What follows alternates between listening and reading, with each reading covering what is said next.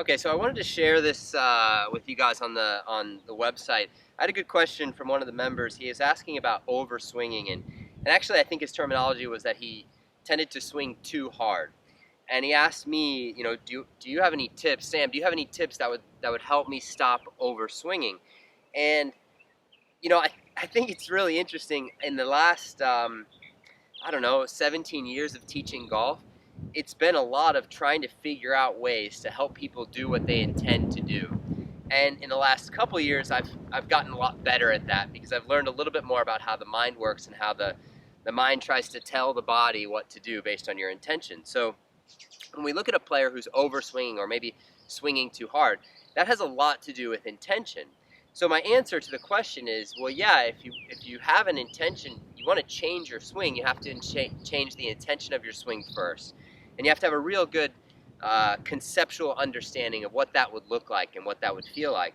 So I would ask a player, someone who says I continually overswing or I swing too hard, I would ask that player, well, if you were to make a swing that was smooth or in rhythm or had nice tempo or was the ideal swing for you as far as that, force applied and sequencing goes. I'll ask that player, if you were to make that swing, how would that feel? So that player will respond by, say, well, okay, I guess I have an idea. And then I say, okay, show me what that would look like, and really try to get a sense for how that would feel if you were to swing the way you want to or the way you intend to. So then they'll make a couple swings, and they'll have this really pretty rhythm, and it'll be, definitely not over swinging, not swinging too hard. And then I'll say, so if you can do it now in your practice swing, is it possible that you can do it with a golf ball? And of course the answer is yes, it's possible. But they'll often say, yeah, I know, but I can do it in my practice swing, but I can't do it when I hit the ball. And the reason that they can't do it when they hit the ball is because their intention changes from the intention to get a real clear picture and sensation for what that swing would feel like if they were to swing in that nice balanced rhythm.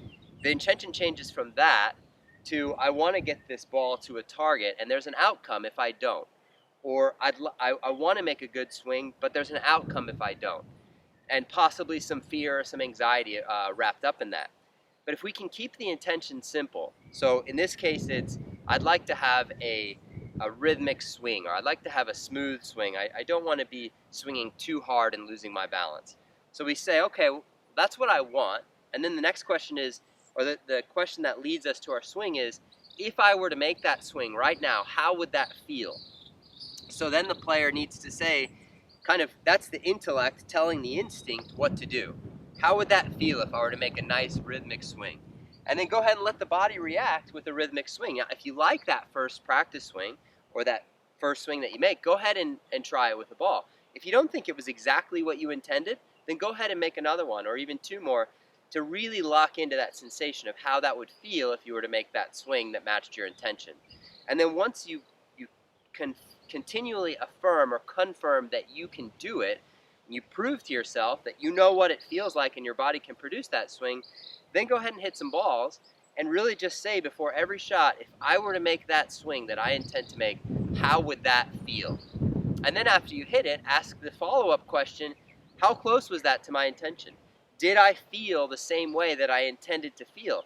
And if not, it's okay. We don't really need to figure out why. We can just say, no, that wasn't what I intended.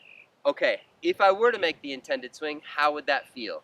Then we make that intended swing and we see if it feels the way we expect it to feel, and then we can go ahead and try with the ball again. And this sort of trial and error based on an intention and then comparing the outcome to the intention is really what can do pretty much every swing fix that you have. The first question is, what do I want? What would I like to do with my swing? And the second question is, if I were to do that right now, how would that feel? And then we give it a try with the ball. And the final question is, how did that feel compared to my intention? So if we run this little loop of intention, how would it feel if I were to make that swing, and then let's try it and see what happens at the end, let's compare that to my intention. If we keep going with that loop, the body will respond. The mind and the body will connect to help create your intention, because that's what the mind just wants the body to do, whatever it's telling it to do. And so whether that's an old habit that we have that we're having a hard time getting rid of, or a new swing change that we just like to see an improvement in our swing, that can be a really, really helpful process. Intention, ask yourself, how would it feel if I were to make that swing that I intend? And then go ahead and give it a try. And then the final, again, is how did that compare? How was that different, or was that the same as my intention?